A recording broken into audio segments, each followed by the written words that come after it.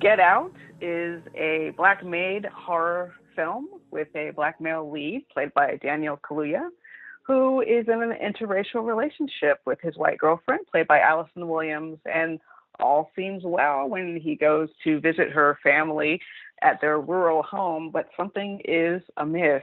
The black servants, yes, black servants act very odd, and he starts to get the feeling that something really creepy is going on, and boy, is he right. Hello, and welcome back to Scream Addicts. I'm Jinx, your host, and that was Tananarive Due talking about Jordan Peele's 2017 horror thriller, Get Out. Ms. Due is a screenwriter and award-winning novelist who teaches Afrofuturism and black horror at UCLA. She has written such novels as The Between, The Good House, and My Soul to Keep, as well as the short story collection Ghost Summer, which won a British Fantasy Award and was nominated for an NAACP Image Award. With her husband and collaborator Stephen Barnes, she also co-wrote and co-produced Danger Word, a short film based upon their young adult zombie novel Devil's Wake. And if I may, hers is one of my favorite Twitter accounts to currently follow. Anyway, Ms. Due, thank you so much for being on the show. I'm very excited to be here. Thanks for having me. So I got to ask, as with every episode, I always ask my guest, out of any horror movie they might have chosen to talk about at length, why they went with the one they did. So what made you go with Get Out? It's just such a no-brainer for me because Get Out, A, is a black horror movie, and as a black horror writer, it's that movie that we've all wanted to see get made that hadn't been made yet. And that is just exciting enough. But it's also been, secondly, hugely successful. It's earned more than $100 million, probably far beyond that, actually, by now, which makes it that rare crossover film that is black-themed and has interesting sort of perspectives on race and is also entertaining. Yeah, absolutely. And I got to say, it's kind of a treat to be talking about this movie for two reasons. I mean, the conceit of this podcast is we invite on a creative in horror, and they choose a single horror movie to chat about at length. And that's resulted in a lot of great talks. But inevitably, there have been a lot of older sort of classics chosen. We've had The Haunting and Halloween and Texas Chainsaw, Nightmare on Elm Street. But we've had some oddball choices too. But I believe the most recent movie to have been chosen is already over half a decade old, but Get Out just came out this past February, so it's kind of neat to be able to talk about a relatively recent movie. And I will go ahead and warn listeners, the movie is not that old, but nevertheless, we will probably be diving into spoilers. So if for whatever reason you haven't seen Get Out, definitely pause the podcast and watch it because it's a great movie, and then come back and listen to the rest of the chat. But there will definitely be spoilers, so that's your warning. But I don't know. And the second reason is I used to write for a horror website, and I remember writing a review of The Conjuring when it had just come out. And I remember noting then that stepping out of the theater, it felt as though I'd seen what I was certain would be considered a classic. It wasn't merely a great movie. It wasn't merely scary as hell, having done its job very well. But it had this feeling that it was a movie that would survive, that people would still be talking about it decades from now. And I got that feeling, too, when I walked out of Get Out. It feels like such a timely film, but it also feels like a movie that's ultimately going to prove to be timeless as well, I think. Yeah, I would agree. And that's a great example because it is one of those films where there's never been anything quite like it. But when you watch it, you're like, well, but of course this should have existed before now. Of course you have to tell this story. And it's one of those really rewatchable films, too. I've seen it probably 3 times. I'll probably see it a couple more times. I'm actually teaching a course on it. Really? Well, at least it's the jumping off point for a course I'll be teaching at UCLA starting this quarter called The Sunken Place, Racism, Survival, and the Black Horror Aesthetic. So it excited me so much that I was like, okay, this is sort of the building block I need to do more of an overview course, because even though it's very singular in the sense that there's never been a black horror movie that's been this successful, this talked about, this much a part of the national conversation, but it's not the first. There have been other black horror films dating back to very, very early Hollywood, some of them made by white filmmakers, where blacks were sort of more comic relief and ain't nobody here but us chickens, this kind of thing, where that kind of stereotype of the cowardly, sort of childlike black man evolved. And then also the monstrous threats of blacks and black magic. And then when you had black filmmakers doing horror, Very often it's just sort of claiming their own space, like we're here. We're not stereotypical. Like there's a movie called Son of Ngagi. I think it's from 1940 or 1941, which is pretty cheesy. Okay, it's on YouTube, by the way. Son of Ngagi, Ingagi. It's pretty cheesy. I know they didn't have a budget, but you can just see the filmmakers trying to say, see, Black people are just like everybody else. We have weddings. The police chief is Black. It's just this rare glimpse of Black life from that era in a way that wasn't stereotypical. And Jordan Peele is kind of picking up on that tradition where horror is not being used against us, but it's being used to help us express a sort of cultural horror that has been sort of intergenerational in trying to just survive, frankly. And it is. It was a strange experience kind of watching the movie when it came out because, I mentioned the movie being timely earlier. It's weird to think that this movie was sort of conceived during the time that we had Obama in office. There was unrest, certainly, and there had been those police shootings, but it just felt like horribly amazing timing for this film to have been released, just after Trump took office. And it was kind of a I don't know, like a strangely cathartic experience watching this movie in theaters with an audience as we were all just sort of learning how to deal with that guy being in the White House. That is interesting, and films do have this special conversation with the political times. I know the first movie I saw after the election was Arrival. And that kind of hopeful feeling sort of that, well, humankind maybe doesn't completely suck and maybe we're not completely doomed was just what I needed.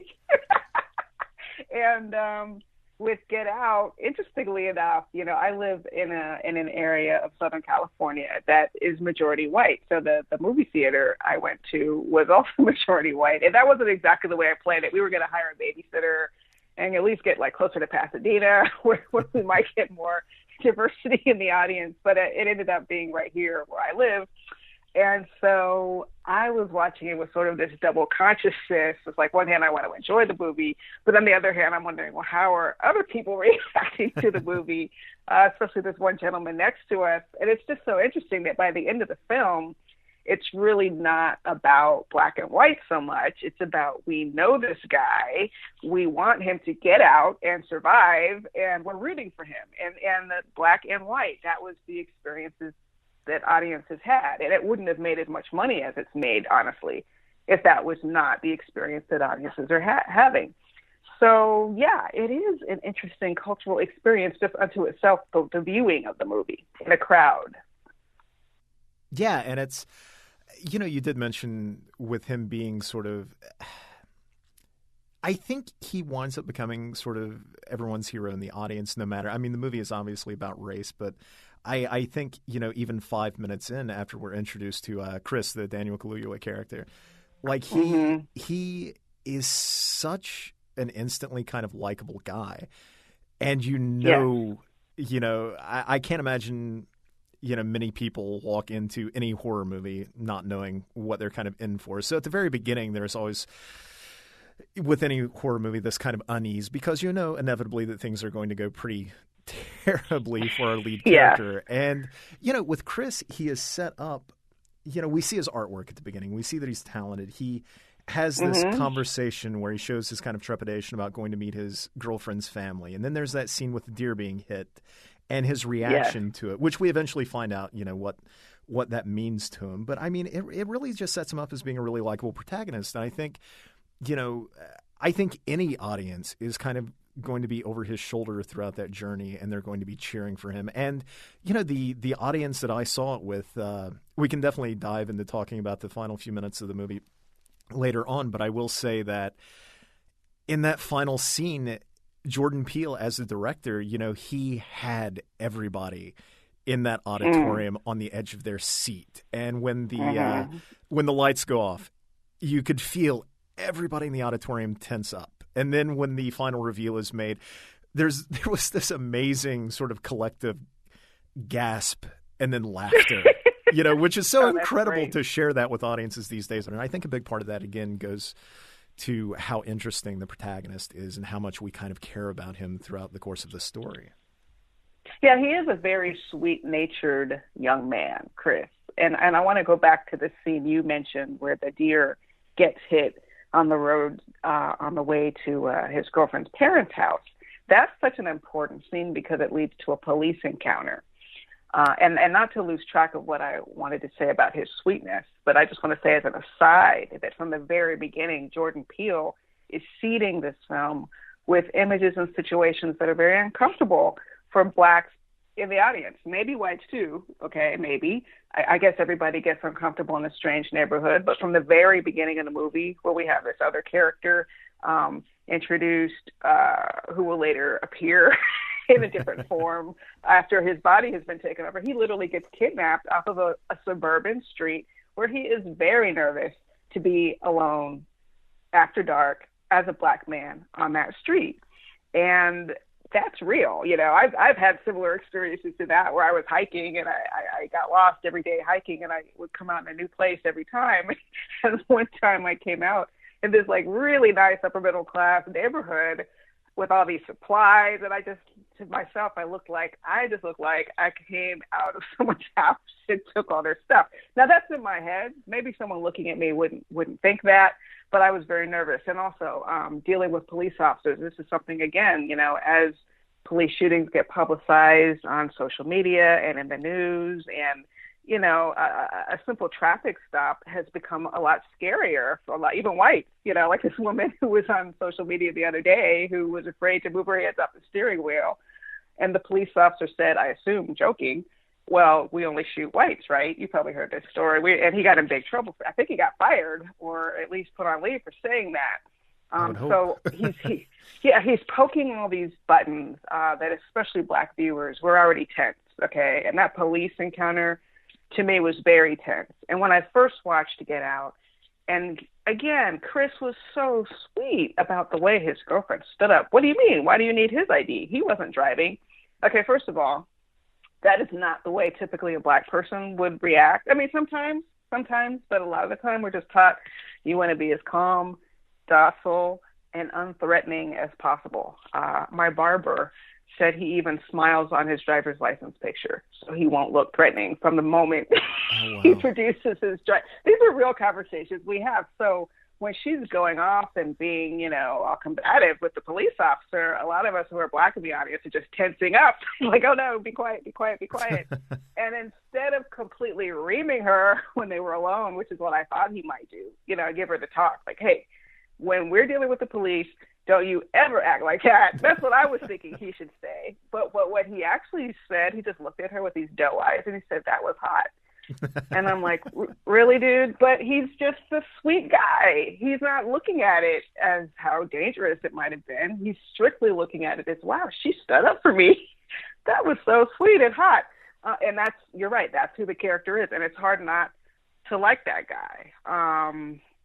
Yeah, it's really hard not to like that guy. Well, it's interesting, that scene, too. There was, I remember after I watched the movie, it was definitely like the movie that everybody was talking about at the bookstore that I worked at. I was in Florida at the time. And it was like the movie of discussion for like a week or two. And there was this article that came out. There was something like, it was like 20 things that you may have missed about Get Out. And it was all of these little, like, you know, down to like some visual subtext, you know, woven throughout the movie, which is kind of fascinating, like some of the things that are in there. But one of the things that they pointed out was something that had completely flown over my head, which was her taking up for him. Like, that seems like a moment that is designed to make us like her, and we certainly do. But also it is her not wanting a paper trail to be created, right, that would link, you know, her in any way to Chris later on as a just in case. And it's like, oh, that's so, you know, even that moment when she stood up for him, like even that was like this devious ploy, you know? Right. It just looks like she was, it has many layers. And that's why I said you can just rewatch it and pick up on so many details that you missed the first time. And she is like, the way she is written and, you know, the way he directs the film, like Rose seems like a really decent person. She seems cool, you know, and it seems like they're such a great couple together. And, you know, with her calling that cop early on, like, we like her a little bit more, and she seems like a great girlfriend. And there's this kind of hope that she'll remain that way, you know, that there won't be some cruel twist when it comes to her character, even though, you know, we, the audience, I think because it's a horror movie and because, you know, horror movies sometimes trade in having twists and turns and big reveals. You know, as an audience member, I really wanted her to be a decent person. I really wanted her to be the person that we thought she was, but we're always kind of a little distrustful of her, I think, at the same time, just by, I don't know, maybe just by nature of the genre. Maybe so. But I mean, the setup is such that you kind of get the sense, at least for me, that he's on his own a little bit, because she's slightly oblivious. I mean, it's not that you expect a huge racist reaction from your parents when you bring home a brown boyfriend, but maybe you do. I mean, if you've never done it before, how do you know? And it's not the kind of thing you just wait and see how it plays out, generally speaking, which seemed to be her play. And of course, we know later when she says, "Do they know I'm black?" That's complete bull. The whole point is that he's black, right? So that whole naive act she's putting on is like, we don't see color kind of act she's putting on is complete bull. But also, let's say she wasn't that. Let's say she was just a little bit oblivious, and Chris has been around long enough to know he's gotten enough of those side eyes and gazes and glances that he knows that sometimes there's a level of discomfort when your daughter comes home with a black man. And the way she jokes and says, "Oh, yes, hi, Mom. Have you met my boyfriend? He's a black man." She said it in that jokey way, you know, which nobody ever says that in that way. And she's completely jokey about it. It's very endearing. It seems incredibly naive. So for me, I'm thinking, okay, Chris, you are on your own. She is not running interference. Although she did end up running interference with the cop. But it's different when you're actually going to have to be staying somewhere and dealing with the people. So I wasn't wary of her, but I was definitely wary of the situation. And it seemed that she was going to be somewhat ineffectual, you know, in resolving whatever might happen with her parents. No, absolutely. And her parents, too, are sort of – they're cast with amazing actors. Like, the entire cast is great. But, like, as soon as you meet them, maybe even beyond the fact that it is a horror movie and this is, you know, if they've gone to the house, then clearly the house is going to be the threat in some way, or the people who own it. And so as a result, her parents are likely going to be the antagonists in some way. But when you first meet them, there is that it's so uncomfortable because the mother seems polite enough, but the father is really reaching with, you know, from minute one. How long has this thing been, you know, or how long has this been going on this thing? And this thing, every time I heard that in the trailer, it would just grate on my ear. Every time he would say thing like that, it's like a way of sort of wink, wink. Yeah, I'm down. And like, no, you're so not down. Stop. And even like the whole that would have been bad enough, but like it goes on with, you know, him sort of trying so hard, like the you know, it's such a privilege experiencing another person's culture, and then, you know, talking about Hitler with all his Aryan bullshit, and I would have voted for Obama for a third term. You know, it's almost like there are two different types of tension running in that scene at the same time. You know, we know we're watching a horror film. We've seen the trailers and ads. We know Chris is in some sort of danger, but there is that other sort of tension where the father is being so ham-fisted in his attempts to show that, you know, he's a good liberal and he's so totally not a racist that it's kind of uncomfortable to watch. And to some degree, you know, myself as an audience member just watching, there was this other layer where I'm watching, I'm just kind of like, I'm trying to rifle through my memories and, you know, be like, have I ever done anything like that? Have I ever acted like that? Have I ever said anything like that? And, you know, praying that I haven't ever been, you know, so I think Rose's line is lame. What did she, when she tries to, after, what line, which line? Oh, early on when she's talking about her parents and even her dad, and she's just like, just so you know, my dad totally would have voted for Obama for a third term. And he's totally going to want you to talk about that, and he's just lame. right. And he did talk about it, and it's sort of a semi-awkward moment of communion between them. I mean, father and the boyfriend. So yeah, clearly Peele, who has moved in interracial circles and, worked with all kinds of people, clearly is looking at this question of what it means to be sort of absorbed into white culture or judged by white culture, I guess, to feel that gaze in an intimate way, because you're in a house, you got to sit and eat dinner, you got to have tea. Oh my God. So yeah, he's looking at that real life discomfort that no doubt he has experienced, and probably worse. But he holds it back, it's not outward racism. It's just sort of like you said, ham-fisted. I think that's a great way to put it.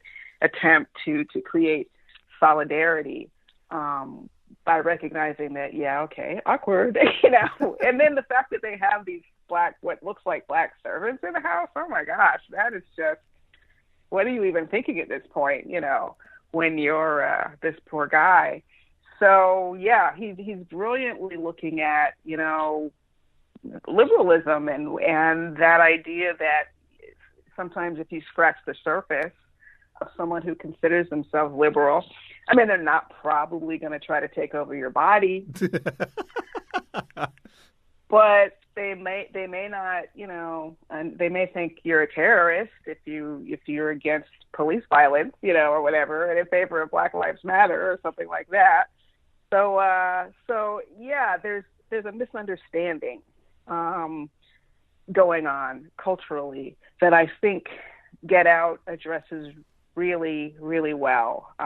Even before the major horror element appears, we're already uncomfortable, and we don't even know why. Like the mom made me nervous. I wasn't sure why. She wasn't doing anything, but there was just something. And this was a great actress playing the mom. You talked about the great cast, but I'm trying to find her name because I've seen her in Catherine Keener? Yes, Catherine Keener. She is fantastic and creepy as heck as the mom. I think it's just this sort of know-it-all demeanor she has. I mean, rewatching it, it's almost like she can't wait to start hypnotizing him. They're on him about the cigarettes immediately, both because they don't want a body marred by tobacco, literally, because that's their body, and they're going to use that body. So how dare you fill that body with nicotine? But the other thing is the hypnotism is a way to open that door for their grand plan, So she's just creepy. She's creepy to me from the very beginning. And that scene with the hypnosis and the sunken place, I have to say I was enjoying Get Out up to that point. He really had me from hello, like from the opening scene where the guy's lost in the neighborhood, and I'm like, yes. But by the time we get to the sunken place, like they used to say on Mad TV, when Keegan and Peele were on Mad TV, whole nother level. That was just a whole nother level. I was like, oh shoot, this is not just going to be some ordinary horror flick. This is about to get deep, and it does. It gets really deep. Yeah, and that I agree. She is really, really creepy. There is something. I think you mentioned that she's not really doing anything, and I think that's kind of why she is creepy. I mean, the father is Dean.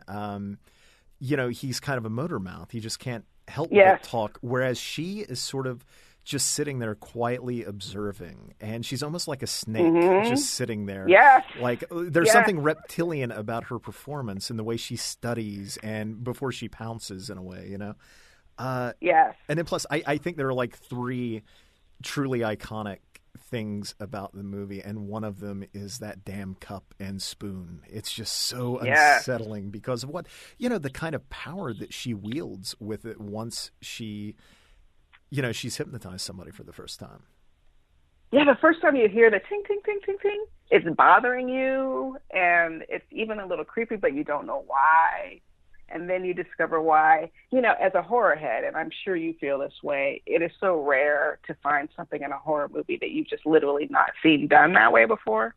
Oh, totally. And for me, it was that teacup is like one of those truly special moments. It's like, oh, okay, I've never seen anyone do it quite that way. But I mean, we've seen hypnosis, I guess, but it felt fresh.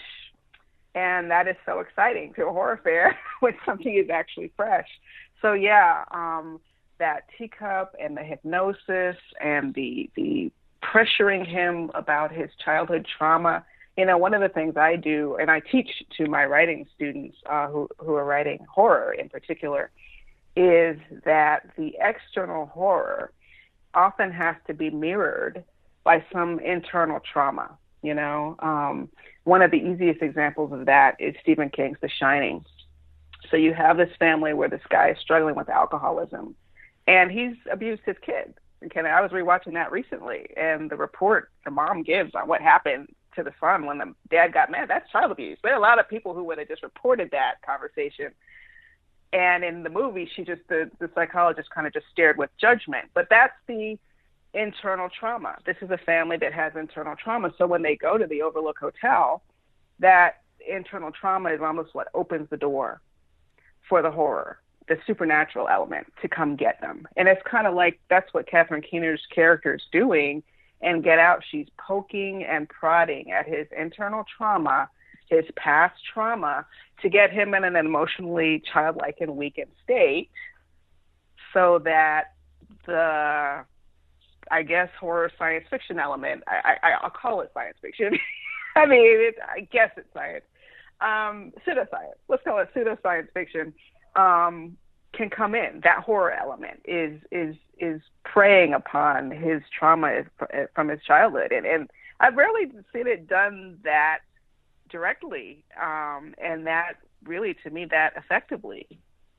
Yeah, and there's kind of the way she does it too. It isn't merely bringing up like these, you know, really, really tough memories for Chris, but there's kind of this cruelty to it, too, where she points out that he couldn't save her. He didn't save her. He didn't do anything, you know, and it feels unnecessary in a way. Like she had already gotten to where she needed to go, it seems, but then she continued to manipulate him further. And that scene is so terrifying. And I think much of it is probably down to Daniel Kaluuya's performance, like that shot of him frozen in place, like, but crying, just the tears continually running. Yes. And that's to me another one of the iconic moments in the movie. The other being, in my opinion, the moment with Georgina as her real personality sort of begins to surface, you know, when she has that grin, but she's crying and the no, like that. No, yeah. It's, oh my God. You know, Get Out is like the Jerry Maguire of horror movies, you know. That's these great lines. That's amazing. Instead of "You had me from hello," it's no. And it's like such a what the, and you can't even really tell what tone of voice it's coming from. Is it frantic? Is it angry? I mean, it's just like, what is happening here? And also the running. I mean, there's so many memes from Get Out. The running man, the running black man outside, who's out, you know, testing his body, and we don't know that's what he's doing. All we see is some frantic guy running from or to what we don't know. That's weird. That just looks weird. And the no scene, and of course the teacup, all that stuff. It's very memeable. All these moments. Yeah, absolutely.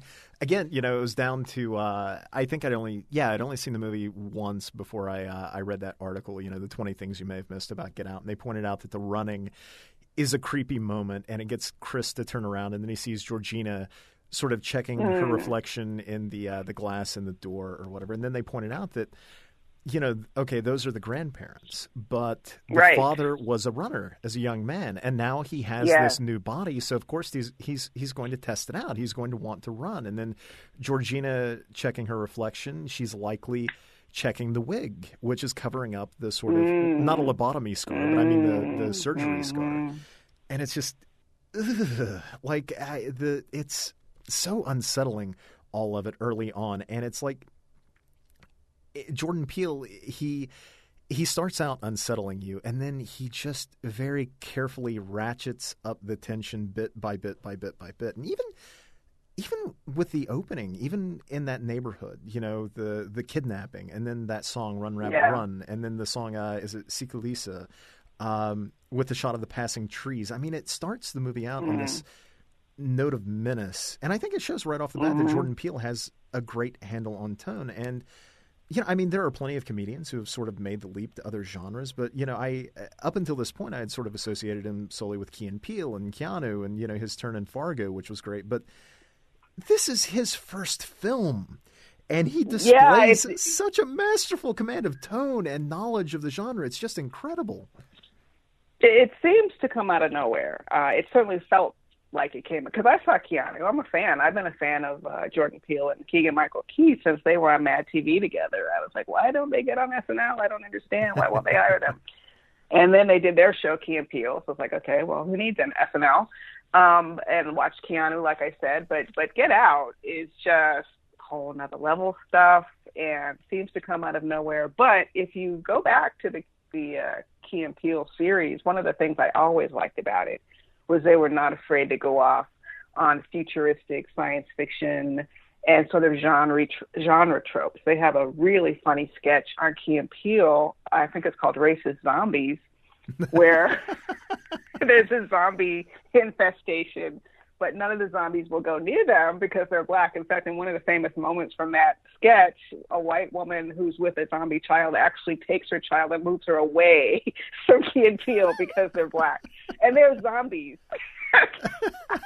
And it's hysterical. So they do have a track record for looking at painful issues through this lens of genre. I mean, clearly they like sci-fi, like horror, and that did come up a lot in this series, but nothing to really foretell what we would get with Get Out. With this being his debut feature, in a way, I've read elsewhere that he had apparently had ideas for a Get Out follow-up, but he also wants to do social thrillers, going on from here, and that he is a horror fan, and I can't wait. It's so nice to hear, like, as a longtime horror fan, it's neat to see a new voice crop up and tell a story that we haven't seen before, or tell it in a way that we've never seen before. And I remember walking out of Get Out feeling like I had seen something completely new, and I immediately wanted to see his next half dozen movies, like, straight away. Pretty much, yeah. That's pretty much how I felt. Well, I felt about them that way as comedians, but to see Jordan Peele with this film, it's like, absolutely, whatever you're doing, I will be watching it, because yes, you really landed on something with this film. And as I think about it, the moment of super menace for me, beyond Catherine Keener and the hypnosis and the teacup, is when the brother comes for dinner. Oh, yeah. He is the first family member who starts to exhibit hostility openly. And it's this weird combination of, I want to kick your butt. He's trying to keep it held in, but he's kind of exuding that he can't wait to fight. He can't wait to try to, like, kick his butt, but also this weird envy, the way he discusses his body and his physical characteristics. It's not sexual even. It reminded me almost the way, like, you would if you were at a slave auction, talking about his body and the strength of his body in a way that involves him in some way. Now later we find out why, and that's probably the body he wants.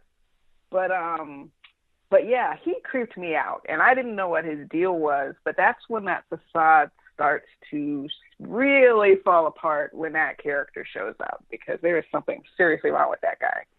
Yeah, even when it was bad enough when it was just a conversation, and you could see Rose sort of shrinking back into her seat back when we, think that she's maybe, not a threat or not part of what's going on. But even when he's just talking and he's saying all of that, it's bad enough. And that actor, it's Caleb Landry Jones. He was in The Last Exorcism and Antiviral, which is a really cool movie. But he's always kind of creepy in that way, but then it gets dialed up so much more in this movie. But by the time he stands up and walks around the table to want to start wrestling, it's just crazy. Yeah, and it's like, at that point, the title might well be something that the audience is shouting toward the lead character: just go, just please get out. This is not right. This is your hint. This is your hint to leave, because. And again, this is where that character, being so sweet, Daniel Kaluuya's character, is too polite to shut that down the way it probably needed to be shut down. Too polite to say, you know what, babe, I think we need to be together right now.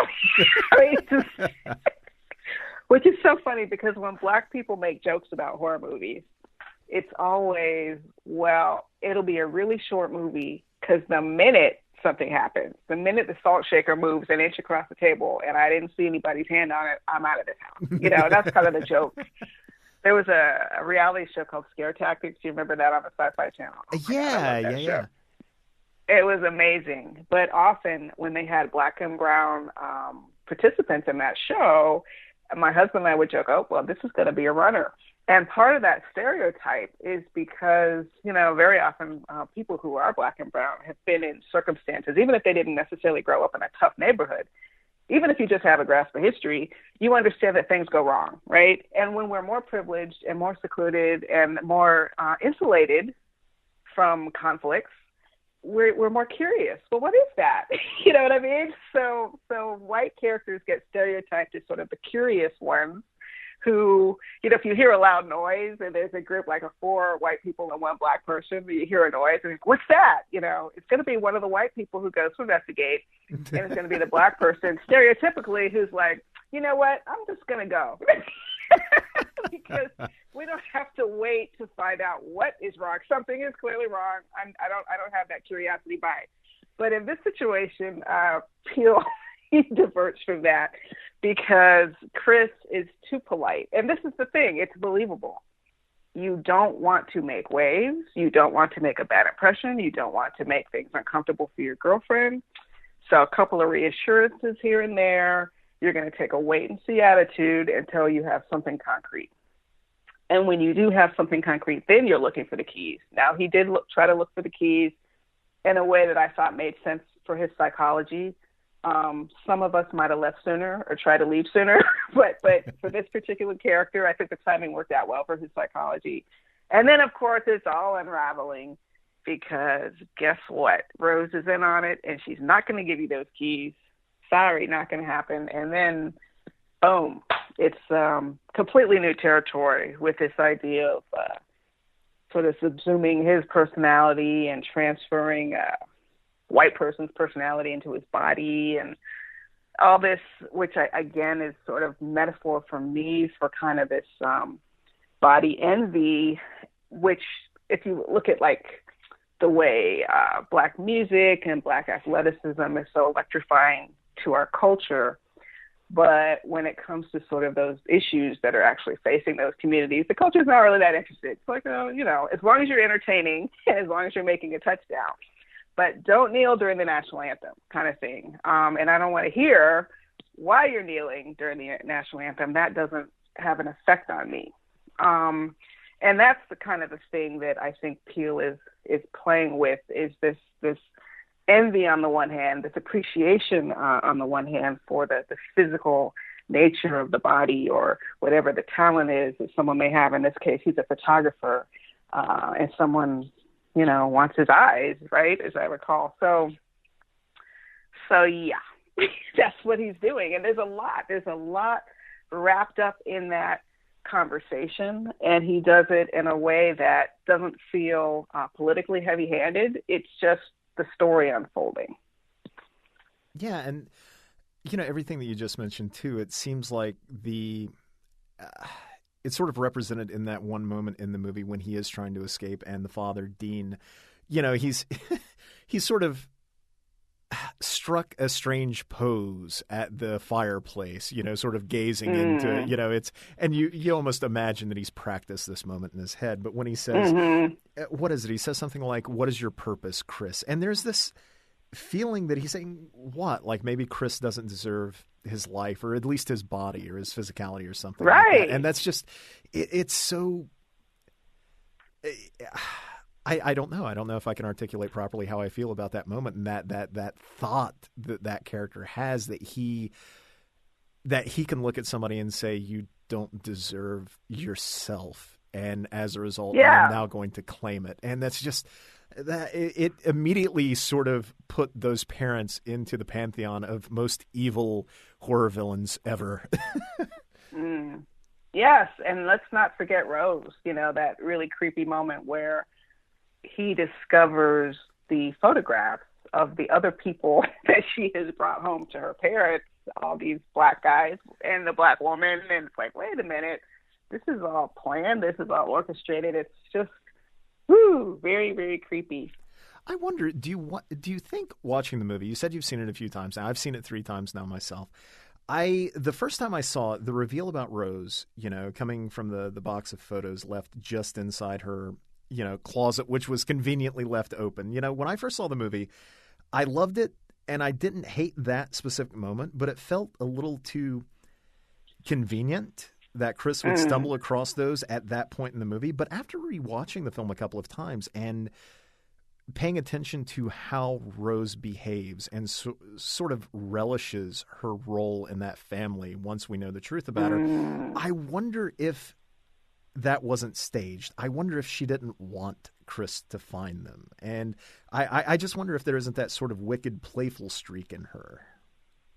Well, I mean, Steve and I talked about her, I think the second time we saw it. I mean, what's in this for her, really?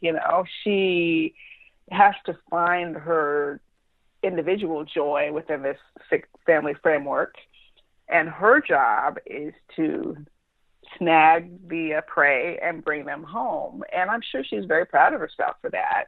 And maybe on one level kind of wanted him to know, maybe you're right. Maybe, we could write that off and still make her convenience. And that we've seen that before, where characters will stumble across useful visual information just when they need to. So it could be that. It could be just that. Photographs are an easy way to convey information. But it also could just be she, at that point, was not really caring that much. And, yeah, I'm proud of what I do, and I'm good at what I do. I don't know. And I got to say, but too, she's one of the sickest people in this story. I mean, she's not getting a body. She's just bringing the bodies. Yeah, I gotta admit, I was a little heartbroken at the turn with her, just because, again, they seemed like a cool couple, and it seemed like, she was kind of like ineffectual throughout, but when it came to that point in the movie where in most horror movies, somebody is always arguing, like you said, somebody is curious or somebody wants to investigate further or somebody just wants to not leave. When we reach that point in the movie, she says, you know what, let's just go. Like, she does the right thing. Thank goodness. And finally, she's talking sense. Yeah, it kind of won me over. Like, at that point, I was always kind of wary of her. And then when she says, let's just go, I was like, okay, maybe she's okay. And then there's that moment, even after the photos, where I still kind of wanted to believe in that character and that maybe her family had been using her. Her mother is a hypnotist. Yeah. And maybe she brainwashed her daughter and used her as kind of a siren to lure people in. And there's that line where she's on the stairs and she's rifling through her purse and her voice is shaking and she says, what is going on? And it seems like she's so confused that it gave me hope that might actually be the case, that maybe she is, she's being used like a tool. And then, of course, we have the reveal that tells us otherwise. But I wonder, in a way, like, if that still might not be the case, if we can still make the case that, those parents did raise her. She was a child at one point, and clearly they molded her to become who she became. So, in a way, they're still responsible. I mean, but she's a grown-up, and every person who's done something heinous has influences, that push them in that direction. But in the end, Rose has to take responsibility for Rose. I do feel bad. I mean, imagine really any of those kids growing up in that crazy house, how their psyches must be so twisted. But sorry, she's got to take responsibility. And I don't, and actually I'm just grateful that she didn't play the sympathetic girlfriend longer than she did, because she would have fooled us all. She would have fooled Chris. She would have fooled the audience. I was glad when she finally put her cards on the table, because he needed to understand that he had no allies there, none, that he was surrounded by enemies. And, this is interesting because, and this is something that I'm going to discuss in my Black horror class at UCLA. There's a science fiction story from 1920 by W.E.B. Du Bois, who is mostly known as a political leader and essayist and organizer, anti-lynching and activist. But he wrote a science fiction story about this sort of apocalypse, like a comet hits New York, and the only survivors are a black man and a white woman. And in his way, back in 1920, he's kind of having the same conversation that Jordan Peele is having almost 100 years later, when you think about it, which is this explosive imagery that accompanies a black man and white woman, and the danger that might pose, for white audiences back in 1920. That danger would have looked like him. He would have looked like the danger. There's a lot of distrust. And spoiler for that story, at the end, when we realize everybody's not dead and her father's there, the first thing they want to know, did he touch you? Did he, oh my God, this kind of thing. Like, he's automatically a rapist because he's black, basically. And even though we're not quite that backward now, I think the parallel in Get Out is this idea that Chris is in danger because he's in this interracial relationship. So, and this is sort of a cautionary tale that black fathers have told their sons for generations, sometimes joking, sometimes not. I mean, sometimes the joke is you'll get your heart broken because they're not going to marry you or whatever. But I think in this film, what we're looking at is more the physical danger of removing yourself from your own sort of protected community and being in someone else's community and basically at the mercy of whatever that community wants to do to you. And that is really, in a horror film, sort of a summary of what it can feel like to be isolated in spaces, where you're the only black kid in your class, you're the only black kid in your neighborhood, you're the only black person at your job. And it's not that you walk around feeling like you're in danger all the time, but the mind does play these what-if scenarios, and in our world, it can be like, well, wait, what did he mean by that? This thing, which you might hear that at work. And what did my coworker mean by, what did my boss mean when he said that? That didn't sound appropriate. Does that mean that he just sees me as a black employee, like a diversity hire, and my job isn't safe? I mean, like those little subtle microaggressions that people, but this is writ large in Get Out. And it's like, no, it's not just a subtle microaggression. It's this hint that there's something really, really evil at the core. And that's sort of I would say, a deep-seated fear by people who assimilate. In talking about the movie, it deals with race, and I did find it curious, though, that in watching it again, I don't know that I even paid that close of attention to it the first time that I saw the movie, but watching it again, the antagonists of the movie are white, but there is that scene where Rod goes to the cops with his story, the best friend Rod. Yeah. And, the detective that he's talking to is African-American, and there is that moment where it feels like that Rod is going to be helped and that he will, receive some sort of assistance in finding Chris. But then the cops just laugh in his face. And I'm wondering... Yeah, that is a great moment. I was just wondering if, the movie wasn't trying to make a broader point with that by removing... sort of race from that scene in a way, and making the notion of cops not necessarily antagonists, but a force that ultimately wouldn't be that helpful in that situation. Or do you think I'm completely silly for that? No, I think this is the kind of film where you can analyze almost any aspect of it. And the answer you come up with is the truth, because that's what you see. That's the bottom line. No matter what Jordan Peele intended, art is in the eye of the beholder. For me, it's interesting. I didn't notice that the cop was black so much. I mean, I was very excited that a black woman who wasn't as weird as that servant had finally shown up. Like a black woman I recognized had finally shown up in the movie. That was exciting for me. So I did notice she was black.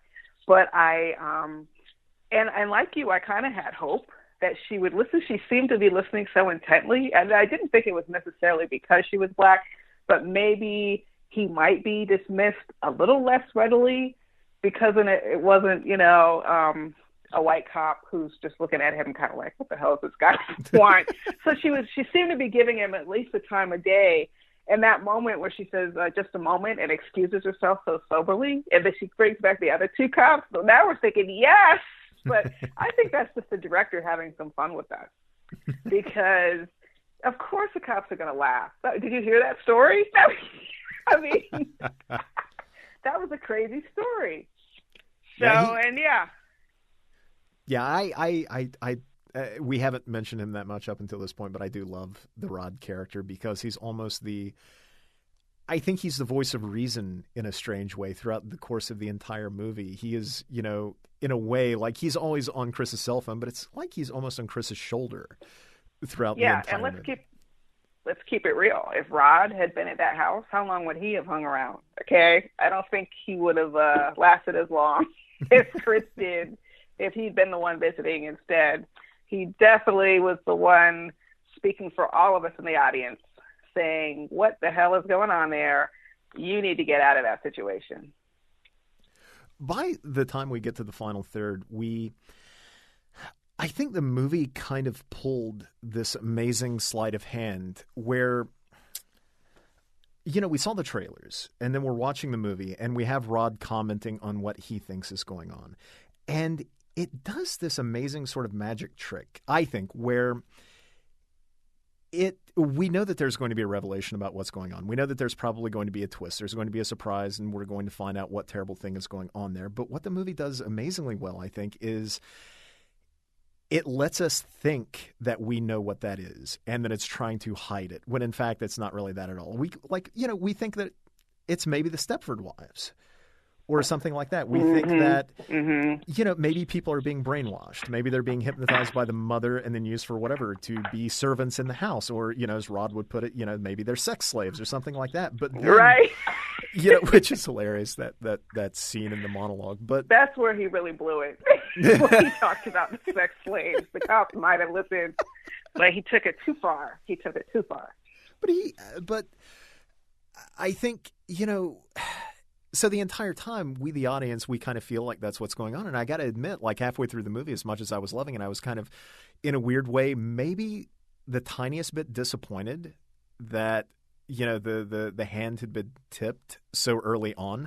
But what's amazing about that is that it turns out in the final third that that's not what it is at all. Like what's actually going on is so much worse. Yes. And it's just unimaginable. You can't even wrap your mind around it because who would even think of such a thing? Yeah, the television, the reveal, which doesn't even feel like.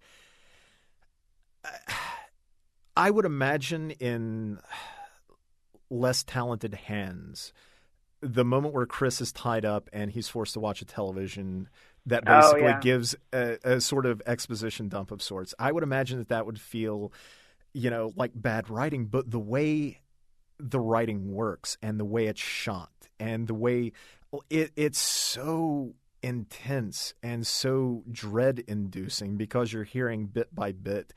And he's allowing us, the audience, to figure out exactly what's going to happen beat by beat right along with Chris. So that by the time Chris says the words, the sunken place, we know what we assume is going to be his fate, which is just, it really is a fate worse than death, I think. Yes. And he's made that clear because we've seen the tears. We've seen the moments of lucidity trying to break through. So it's not like a one and done where your consciousness is just gone, like a death. It's like a torture. So it's worse. It's a torture you can't escape from. So yeah, that is horrible. It is a fate worse than death. Yeah, and it's just the idea of being a passenger in your own body is just I don't know. It's deeply creepy to me, more so even than. I don't know, a possession of some sort, say in, like The Exorcist or something like that, because at least then there's the hope that, I don't know, the demon might be expelled. But in this case, It feels, there's a finality to it, it feels like. Yeah, there's a science, or rather pseudoscience and procedure to it that it's hard to imagine could be completely undone. Yeah, that would be a weird movie. Someone who's been, cured, but not quite cured. I'm curious to see when he mentioned that he had ideas for a sequel. Like, I can't imagine that it's just going to be a retread. If he did a follow-up in the same world, I'm sure he's going to want to make it different. When I read that, I wondered, my mind immediately flashed to, well, how many people are out there in the world right now, in the world of that movie, that have had that procedure done? Like, how many people are stuck in the Sunken Place, walking around being passengers? I can name a couple. Ben Carson, the housing director. Let's see, what's the name of that crazy sheriff? Gosh, I've expelled his name from my memory, but the one who wears all the medals. He's got to be in the Sunken Place. That's all I can. I mean, that's another thing that is so much a wink to the audience, is because we all can think of people, Clarence Thomas, that we think of as being in the Sunken Place, even though they're probably not literally, but that feel so out of step with the thinking, of you and your friends and your parents and your grandparents, that it's hard to explain how they came to these positions that would seem to be in opposition to their own people, And it's tough. And of course, everyone has different political beliefs, and blacks are not a monolith. But there have definitely been some folks in history who have puzzled us. And Clarence Thomas is one of those who puzzles us. Ben Carson puzzles us. And the Sunken Place is such a great explanation. And not only just an explanation, but in some ways a revelation of what happens when assimilation gets so strong that, in my opinion anyway, you can start to sort of lose sight of the bigger picture. And I think that is born of deep conversations some people of color have, blacks in particular. Is there something wrong with us? Is there something wrong with us? Is history explained because there's something wrong with us? And you really have to have a lot of education and have an understanding of sociology and history, or maybe your parents just taught you. But to answer that question is tough. It's tough for whites and blacks. It's not just whites who wonder.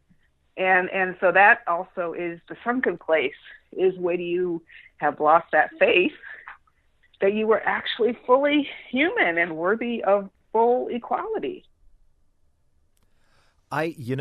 When he mentioned that he had ideas for a follow-up, I couldn't wrap my mind around what it might be. But listening to you talk right now, like, thematically, I think you pretty much set up a template that could drive a sequel, and I think it would be pretty amazing. Hey, well, let's get in touch with his office and put me right on that. I would watch that movie. Yeah.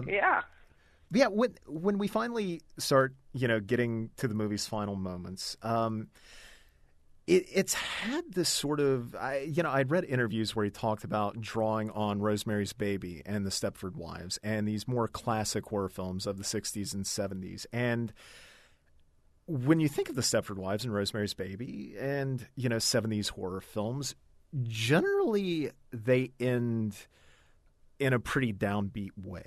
And so when Chris is sort of strapped down to that chair and he's told everything to him that's going to happen, like, it's such a bummer because it seems like a foregone conclusion. It's like Sergeant Howie at the end of The Wicker Man. It takes 15 minutes for them to finally roast him, but he's not getting out of that situation, And so it's so thrilling at the end of Get Out that what we're certain is going to be a downbeat ending actually turns. Even though my God, the man has to go through hell to even get out of the house, let alone off the property.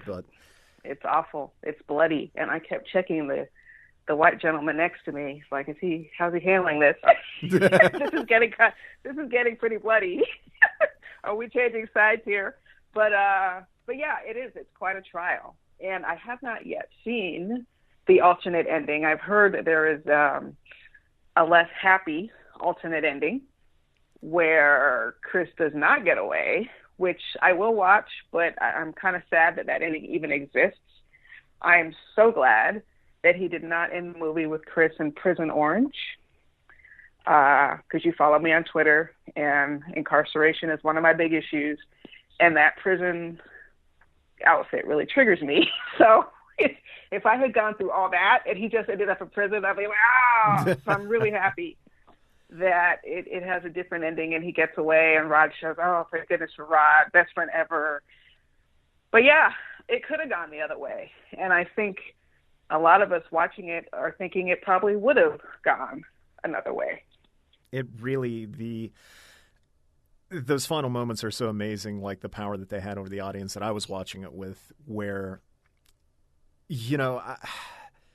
it's been so bloody up until that point. All of the characters have sort of, been knocked down one by one. And then we get that incredibly gruesome moment where the grandfather, is no longer the grandfather. He is brought back to who he actually was for a moment, long enough to shoot Rose and then sadly, shoot himself. And then Chris is strangling Rose, but then he stops. And I think that's a great moment because, I think he would have been well within his rights at that point. My God, for everything that he had gone through to sort of strangle the person who had put him into that situation in the first place. But we know from Chris's backstory the idea of a woman wounded on a road, like what that means to him and what Georgina meant to him only a couple of minutes earlier when he hit her with the car and was going to leave her, but he must have been thinking about his mother to some degree to go back. Even he's as surely as the audience is chanting at the screen, he's telling himself, don't do it. Don't do it. Don't do it. But we know his backstory, so it makes sense that he couldn't leave her. But, for all of that, when he finally sort of lets Rose go, and it goes back to what you were saying about him being such a sweet-natured character at heart, like he couldn't ultimately kill somebody in cold blood, in defense, sure, but at that moment he sort of held all the power. And then it's kind of a relief in that moment, but as soon as the lights hit him from the cop car, everybody in my audience, you could feel the tension, like, oh no. And then all of a sudden, like, you mentioned the alternate ending where he winds up in prison. I thought the movie was going to have a far, far more grim ending than even that. Like, because it could have been just a shootout on the road. And I would have believed it, frankly, if several officers had just, are you kidding? That carnage he was around? People get shot over way less. So yeah, if that had been an officer and the officer was frightened and couldn't see very well, is he holding a weapon? That's it for Chris. I'm glad it didn't go that way. Yeah, the moment Rod is revealed is the cheer that went up in the auditorium when great. He's revealed that's was great. Just the best sort of like, it's the best kind of moment you can have with an audience where everybody has the same feeling, the same emotion, like the same reaction at once. And that was definitely That's kind fun. of like a punching your fist in the air kind of moment, that no, even though this is kind of like a 70s horror movie, even though it has that feel that, we actually get to have a happy ending and that it's not going to be downbeat and depressing. And I loved the movie all the more for that. Me too. And I'm glad you had cheers. I don't think we had cheers, but that's rare. I think one guy clapped even. Not long, but there was there were hands put together for just a moment. It was great.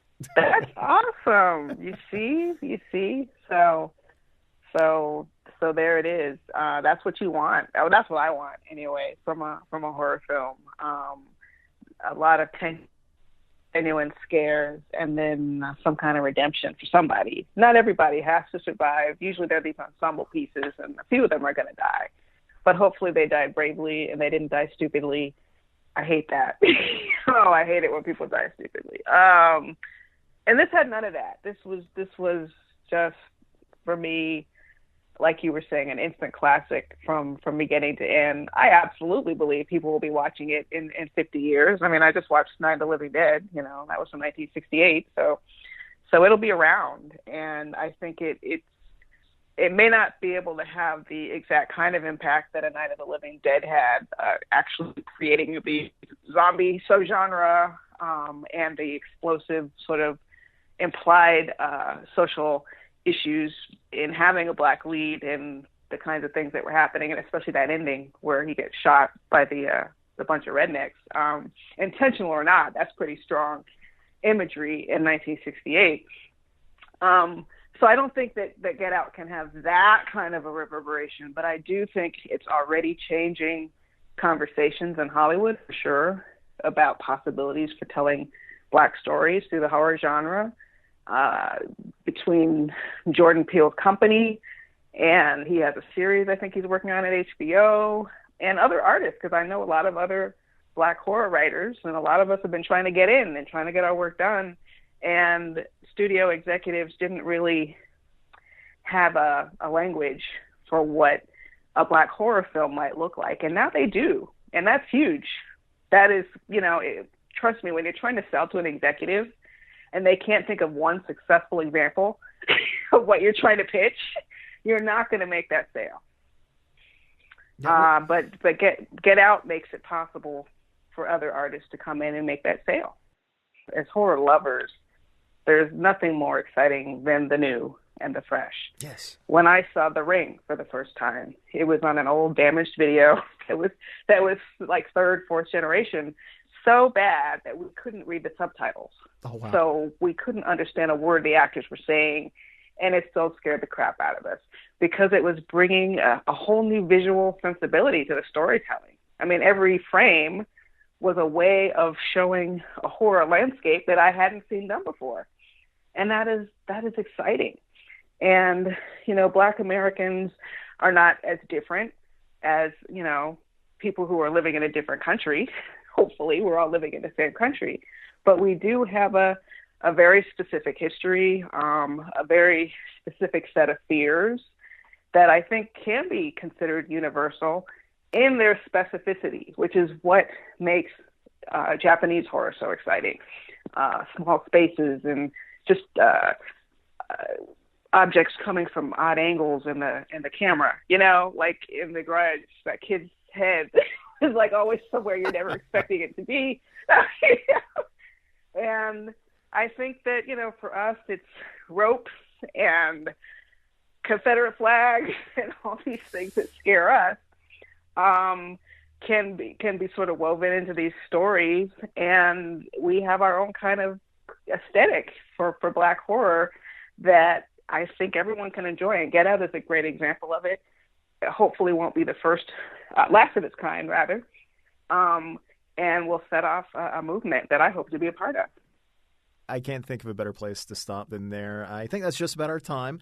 Can I ask, before we go, do you have any final parting thoughts on Get Out?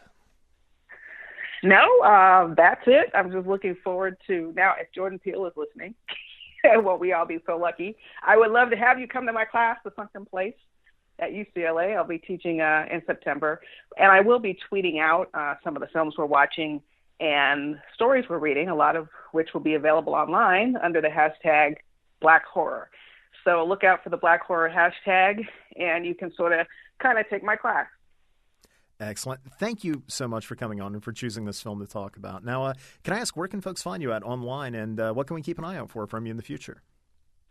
Well, I am all over Twitter at Tananarive Due. My name looks intimidating, but it's just Tananari, V as in Victor, E. Last name Due, D-U-E, at Tananarive Due on Twitter. I'm also on Facebook. And for those of you who want to learn not just more about Black horror, but about a movement called Afrofuturism, which I would say includes projects like Black Panther, for example, check out my Afrofuturism webinar at afrofuturismwebinar.com. Excellent. All right. Well, thank you again so much for your time. I really appreciate it. Thank you, and thank you for having me on. All right, and thanks to all you listeners out there. As always, make certain to like, subscribe, share, use the comments section, rate and review us on iTunes, and scream at us on Facebook and Twitter. That's at Scream Addicts, and I am at Jinx, 1981. Until next time, folks, thanks so much, and have a great weekend.